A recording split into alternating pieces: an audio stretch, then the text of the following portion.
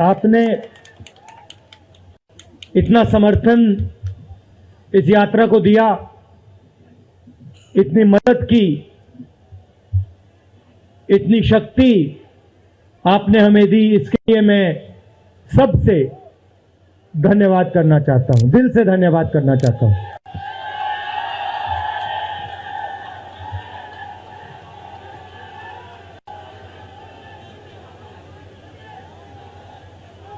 इस यात्रा का लक्ष्य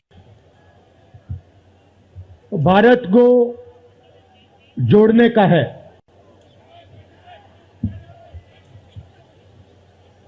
जब हमने ये शुरू किया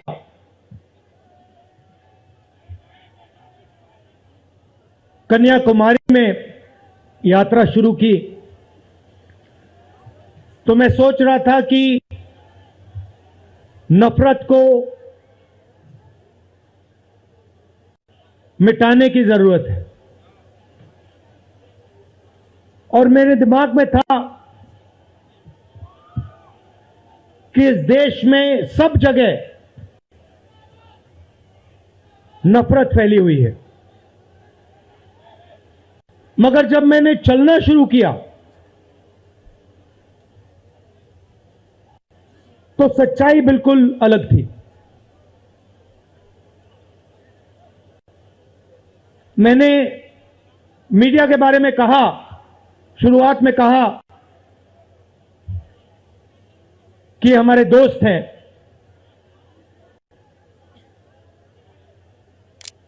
दोस्त हैं, मगर हमारी बात टीवी पे कभी नहीं दिखाते हैं। और वो तो तब भी ठीक है, वो ठीक है, हमारी बात नहीं उठाएं तो ठीक है, कोई प्रॉब्लम नहीं है। मगर ये एक और काम करते हैं, इनकी गलती नहीं है। देखिए, ये जो यहां खड़े हैं, इनसे गुस्सा मत होइए, इनकी गलती नहीं है। देखिए, मुस्कुरा रहे हैं, ये जानते, लगाम लगी हुई है, पीछे से लगाम लगी हुई है। मगर इनके जो चैनल हैं, ये भी नफरत फैलाने का काम करते हैं। 24 घंटा हिंदू मुस्लिम, हिंदू मुस्लिम, हिंदू मुस्लिम, हिंदू मुस्लिम, हिंदू मुस्लिम। ये सच्चाई नहीं है भाइयों और बहनों। मैं चला हूं कन्याकुमारी से यहां तक, ये सच्चाई नहीं है। ये मीडिया में चलाया जाता है, फैलाया जाता है। ये देश एक है। इन सड़कों पे लाखों लोगों से मिला हूं, सारे के सारे एक दूसरे से मोहब्बत करते हैं, प्यार करते हैं, गले लगते हैं।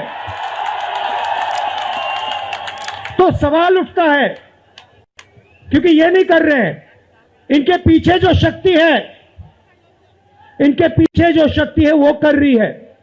तो सवाल उठता है, ये क्यों हो रहा है? जब सच्चाई ये है कि देश का आम नागरिक, चाहे हिंदू हो, मुस्लिम हो, सिख हो, ईसाई हो, किसी भी जात का हो, वो एक दूसरे से प्यार करता है, मोहब्बत करता है, एक दूसरे की इज्जत करता है। 90% लोग इस देश के एक दूसरे से प्यार करते हैं, मोहब्बत करते हैं, इज्जत करते हैं। देखिए मेरे सामने, ये देखिए, घूम के देखिए, ये जैन मंदिर है, गुरुद्वारा है, मंदिर है, मस्जिद है, ये है हिंदुस्तान। ये सच्चाई है हिंदुस्तान की, और ये नई बात नहीं, ये हजारों साल से इस देश की सच्चाई है। प्यार से ये देश मिलकर एक साथ रहा है। तो सवाल उठता है, ये जो मीडिया के लोग हैं, ये नहीं, जो इनके पीछे हैं, ये नफरत क्यों फैलाना चाहते हैं? आपने कभी पूछा अपने आप से कि मीडिया 24 घंटा कभी मोहब्बत की बात नहीं करेंगे? कभी आपने देखी है? कभी टीवी पे देखा कि देखो एक हिंदुस्तानी दूसरे हिंदुस्तानी से गले लग गया? कभी देखा? नहीं, कभी नहीं दिखेगा। सही बात है ना? सही बात। कभी नहीं दिखेगा। इसका कारण है भाइयों और बहनों, मैं आपसे पूछना चाहता हूं, आप में से किसी का कभी जेब काटा गया है? आपका जेब काटा गया? आपका जेब काटा गया? तो जब जेब काटा जाता है, आपका काटा गया ना, तो जब कोई आपका जेब काटता है तो वो क्या करता है? सबसे पहले उसे क्या करना पड़ता है? नहीं नहीं नहीं, ब्लेड तो बाद में आता है, मगर पहले क्या करता है? पहले वो आपके ध्यान को इधर करता है, आपके ध्यान को लेकर उधर ले जाता है। भाइयों और बहनों, ये जो करा जा रहा है आपके ध्यान को हटाने के लिए किया जा रहा है, और ये 24 घंटा करते हैं और फिर आपकी जेब काटी जाती है। बढ़िया बढ़िया, क्योंकि सच्चाई है। 24 घंटा हिंदू मुस्लिम, हिंदू मुस्लिम, हिंदू मुस्लिम, और फिर जो भी आपका पैसा है, किसानों का, मजदूरों का, आपके एयरपोर्ट, आपके पोर्ट, आपकी सड़कें,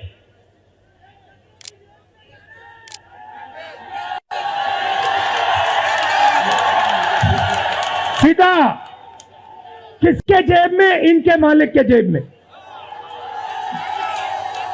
इनको कौन चलाते हैं? नाम बताओ। देखो, सब जानते हैं, पूरा हिंदुस्तान जानता है। भाइयों और बहनों, ये नरेंद्र मोदी जी की सरकार नहीं है, ये अंबानी अदानी की सरकार है। ये सच्चाई है, और ये पूरा पूरा लक्ष्य इनका आपके ध्यान को इधर से उधर, उधर से इधर करने का है। मैं 2800 किलोमीटर चला हूं, 2800, मुझे कहीं नफरत नहीं दिखी, कहीं हिंसा नहीं दिखी, कहीं मारपीट नहीं दिखी। मगर जब मैं इनका टेलीविजन खोलता हूं, 24 घंटे मुझे मारपीट, हिंसा, नफरत दिखाई देती है। क्यों? क्योंकि ये आपका ध्यान इधर से उधर ले जाना चाहते हैं। जो सच्चे मुद्दे हैं उस पे आपका ध्यान गलती से ना चला जाए। जैसे जब कोई आपकी जेब काटता है, वो चाहता है कि आपका ध्यान आपके जेब पे गलती से भी ना चला जाए। ये हो रहा है इस देश में। तो आपका ध्यान कहां जाना चाहिए? मैं आपको बताता हूं। सबसे पहले आपका ध्यान जो हिंदुस्तान के युवा हैं उनकी ओर जाना चाहिए। आप किसी भी युवा से पूछ लीजिए, वो आपको बताएगा, मैंने इंजीनियरिंग की, मैं डॉक्टर बनने के लिए पढ़ा, मैंने आईएएस के लिए तैयारी की, मैं जज बनने की कोशिश कर रहा था। पूछो क्या किया? पढ़ाई की, कितने साल की, स्कूल, कॉलेज, यूनिवर्सिटी सब पढ़ लिए, और फिर क्या हुआ? आज क्या करते हो? मजदूरी करता हूं, पकौड़े बनाता हूं।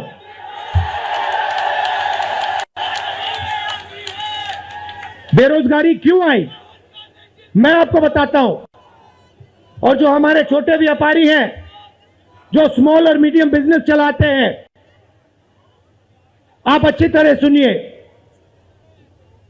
क्योंकि आप इस देश के भविष्य हो। अगर इस देश को कोई रोजगार दे सकता है तो इस देश का किसान और ये जो छोटे व्यापारी हैं और स्मॉल और मीडियम बिजनेसेस चलाते हैं, ये लोग हैं। क्यों? क्योंकि ये लाखों हैं, ये लाखों में हैं, और कोई 100 लोगों को रोजगार देता है, कोई 500 को देता है, कोई 1000 को देता है, कोई 25 को देता है, कोई 35 को देता है, और ये लोग देश को रोजगार देते हैं। अब इनकी बात करते हैं। ये 24 घंटे लगे रहते हैं, बैंक के दरवाजे इनके लिए बंद होते हैं। हिंदुस्तान के 2-3 अरबपतियों को 1 लाख करोड़, 2 लाख करोड़, 3 लाख करोड़ ऐसे दिया जाता है। ये बैंक के सामने जाते हैं, इनको धकेल के निकाल दिया जाता है। राइट? अब क्या, ठीक है, बैंक का पैसा नहीं दिया तभी मान ली बात, तब भी मान ली बात, मगर फिर क्या किया, फिर प्रधानमंत्री ने नोटबंदी की और प्रधानमंत्री ने गलत जीएसटी लागू की। भाई और बहनों, ये पॉलिसी नहीं है, ये हथियार है। छोटे व्यापारियों को, स्मॉल और मीडियम बिजनेस वालों को और किसानों को मारने के हथियार हैं ये। और जब इन्होंने ये काम किया तो देश के जो युवा हैं उनको रोजगार नहीं मिल सकता, सवाल नहीं उठता, क्योंकि जो रोजगार देने वाले हैं उनकी रीढ़ की हड्डी आपने तोड़ दी। किसके लिए तोड़ी, किसके लिए तोड़ी? इनके जो मालिक हैं उनके लिए तोड़ी। गेम को समझो। अब देखिए, अब आगे चलते हैं। युवाओं की बात की, स्मॉल और मीडियम बिजनेस वालों की बात की, दुकानदारों की बात की। अब सड़कों पे मुझे हजारों किसान मिले हैं, एक सेकंड में पहचान लेता हूं, जैसे ही हाथ मिलाता हूं समझ आ जाता है ये मजदूर है या ये किसान है, हाथ से पता लग जाता है, छिले हुए हाथ होते हैं। अच्छा, एक और सवाल है जो मैं सोच रहा हूं,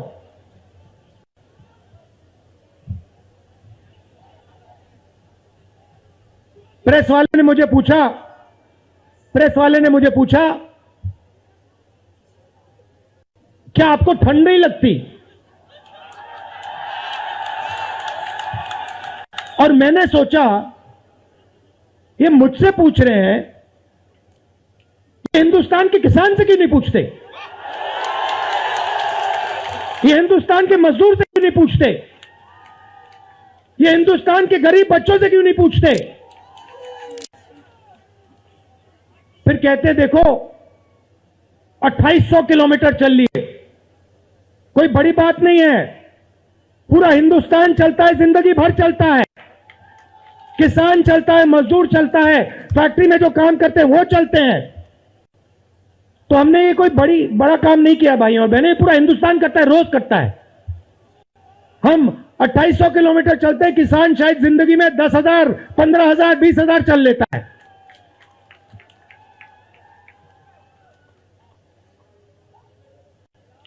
तो मैं चाहता हूं कि ध्यान सही जगह जाए। अब बीजेपी ने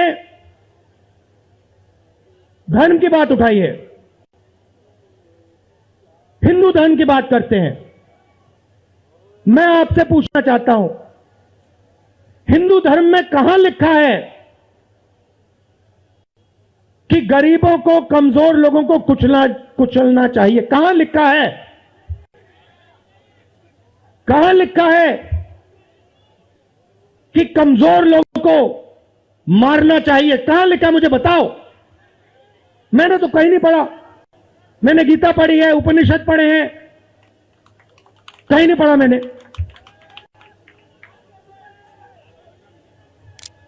आपने पढ़ा कहीं? गले लगाने की बात होती है। अच्छा ठीक है, देखिए अब ये लोग देश में डर फैला रहे हैं। नफरत नहीं दिखी मगर डर दिखा। किसके दिल में डर? किसान के दिल में, युवाओं के दिल में, छोटे दुकानदारों के दिल में, स्मॉल और मीडियम बिजनेस जो चलाते हैं उनके दिल में, माताओं बहनों के दिल में। मुझसे कहती है राहुल जी, बीजेपी की सरकार में हम तो सड़क पर, शाम को सड़क पर नहीं निकल सकते।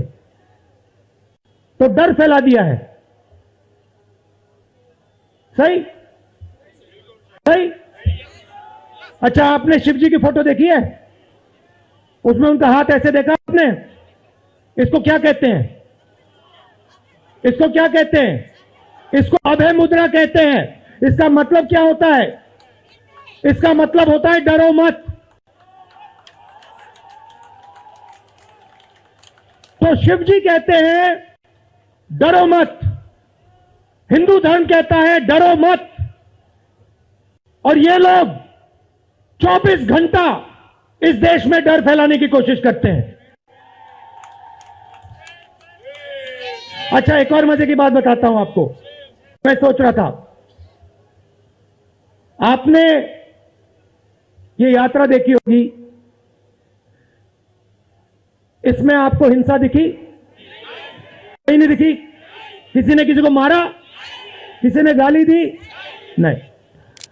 आपने इसमें नफरत देखी? बिल्कुल नहीं। इसमें किसी ने यह पूछा भैया तुम्हारा धर्म क्या है? किसी ने कहा भाई तुम हिंदू हो, मुसलमान हो, सिख हो, ईसाई हो, क्या हो? नहीं। किसी ने यह पूछा तुम स्त्री हो या पुरुष हो? किसी ने यह पूछा तुम्हारी क्या जात है? बिल्कुल नहीं। कपड़े भी नहीं पूछे, कपड़े भी नहीं पूछे। अच्छा, इसमें आपने देखा होगा, पता नहीं आपने देखा या नहीं, इसमें कुत्ते भी आए। कुत्ते भी आए इसमें, कुत्ते आए। और आपने अगर आप टीवी देख रहे होते आपने एक चीज देखी होगी, कुत्ते को किसी ने नहीं मारा, किसी ने नहीं मारा। इसमें गाय भी आई, भैंस भी आए, सुअर भी आए। मैंने देखा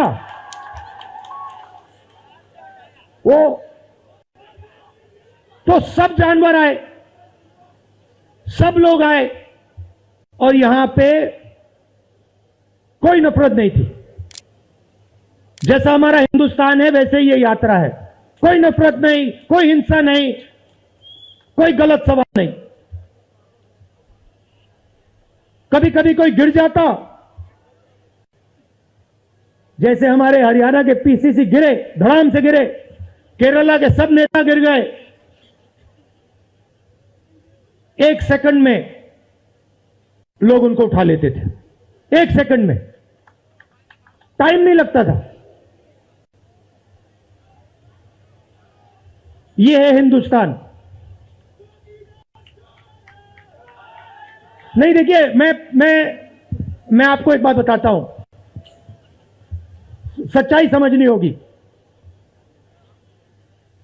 सच्चाई ये है कि जैसे इन पर लगाम लगी हुई है वैसे हिंदुस्तान के प्रधानमंत्री पे भी लगाम लगी हुई है। उनकी गलती नहीं है, वो संभाल नहीं पा रहे हैं, कंट्रोल नहीं कर पा रहे हैं, उनको कंट्रोल कर दिया है। नहीं, मैं सच बोल रहा हूं, मैं सच बोल रहा हूं। क्योंकि आप देखिए, एयरपोर्ट भी उनके, पोर्ट भी उनके, एग्रीकल्चर के स्टोरेज डिपो भी उनके, और क्या उनका, हाँ, लाल किला भी उनका, लाल किला भी उनका, सारे के सारे पब्लिक सेक्टर की कंपनियां उनकी,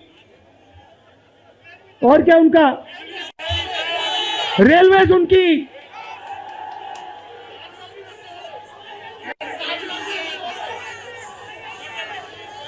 अभी भाइयों और बहनों ताजमहल भी चला जाएगा, तो सब कुछ उनका। तो ये देश की सच्चाई है। हाईवे भी उनके, सेलफोन भी उनके,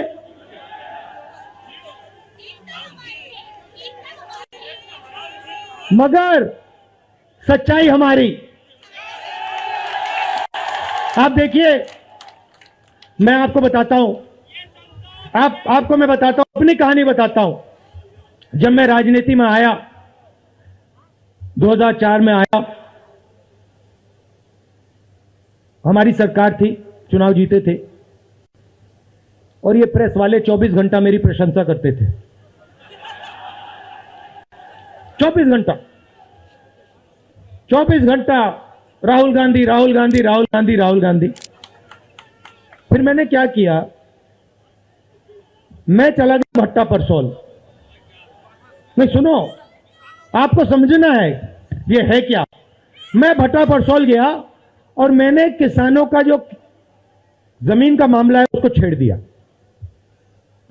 और भाई और बहनों, जैसे ही मैंने किसानों का जमीन का मामला छेड़ा वैसे ही ये मेरे पीछे पड़ गए।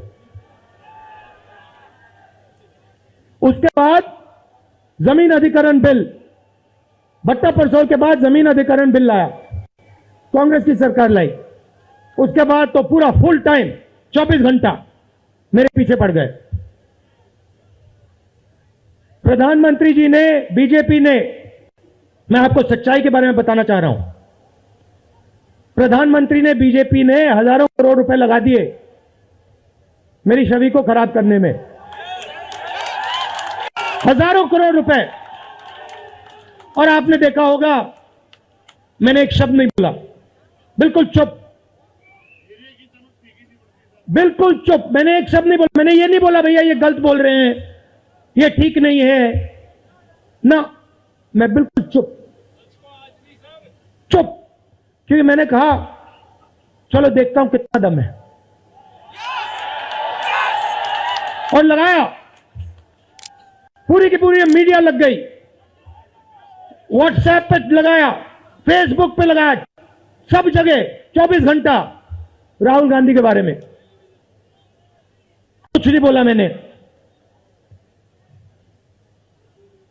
पूरे देश में फैला दिया। और फिर एक महीने मैंने आपको सच्चाई दिखा दी और पूरा पूरा खत्म। देखो सच्चाई कैसे काम करती है। सच्चाई को छुपाया नहीं जा सकता है, कहीं ना कहीं से सच्चाई बाहर आ जाती है।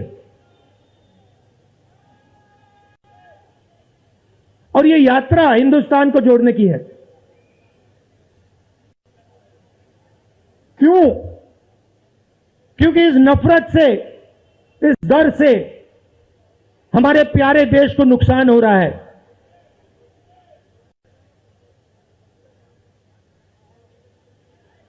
यह सच्चाई है और इसीलिए हमने ये यात्रा कन्याकुमारी से लेकर कश्मीर तक शुरू की है। और ये जो हमारा तिरंगा है इसको हम श्रीनगर में जाके वहां पे लहराएंगे। और आप में से हजारों लोग हमारे साथ चलोगे, हजारों लोग चलोगे।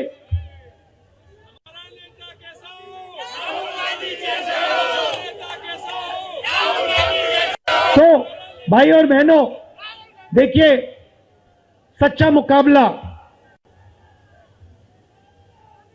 दुनिया में, सच्चा मुकाबला चाइना और हिंदुस्तान के बीच में है। ठीक है, चाइना ने 2000 स्क्वायर किलोमीटर हमारी जमीन ले ली है। प्रधानमंत्री जी कहते हैं कि हमारे बॉर्डर के अंदर कोई नहीं आया। तो भैया प्रधानमंत्री जी, अगर कोई नहीं आया तो हमारी सेना उनकी सेना के साथ 21 बार क्यों बात कर रही है? और हमारे जो सेना के लोग हैं, हमारे डिफेंस फोर्सेस के लोग हैं, वो क्यों कह रहे हैं कि चाइना ने हमारी जमीन ले ली है? मगर देखिए, कंपटीशन आर्थिक है, मुकाबला आर्थिक है। ये आपके जो सेलफोन है, ये आपके जो शर्ट है, जूते हैं, इसके पीछे आप देखिए, प्रेस वालों के जो कैमरा है इसके पीछे देखिए, उसके पीछे आपको लिखा दिखेगा मेड इन चाइना।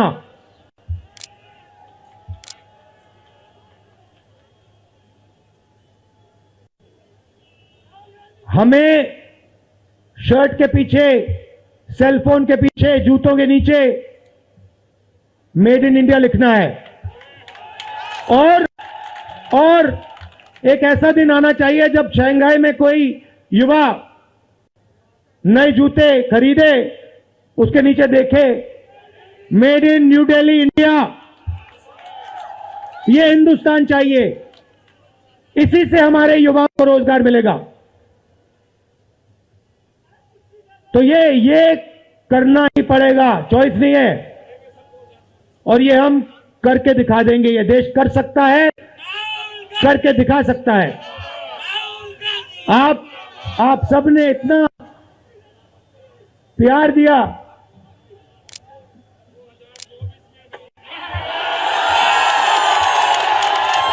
आपने इतना प्यार दिया। मैंने भाषण में राजस्थान में कहा था, आपके नफरत के बाजार में हम मोहब्बत की दुकान खोलेंगे। आपने लाखों दुकानें खोल दी हैं। आप सबका दिल से बहुत बहुत धन्यवाद। नमस्कार, जय हिंद।